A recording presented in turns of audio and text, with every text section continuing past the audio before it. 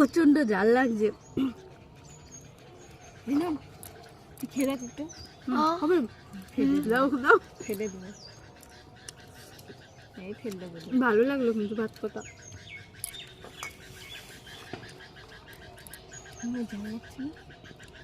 ও ঝাল খায়, আমার মেয়ে স্ট্রং, ঝাল খেতে পারে, তাই না মা? জল খা, তাহলে যে দিচ্ছে মামি। হ্যাঁ ওই যে বলছে জল খাই, দিচ্ছে জল না, ঝাল লেগে গেছে। ঝাল তো হয়েছে কিন্তু টেস্টে হয়েছে দারুণ। আমি বলি ভাত মাখাতে পারে খুব সুন্দর, তাই না? আর খাবি? কবে আর চল।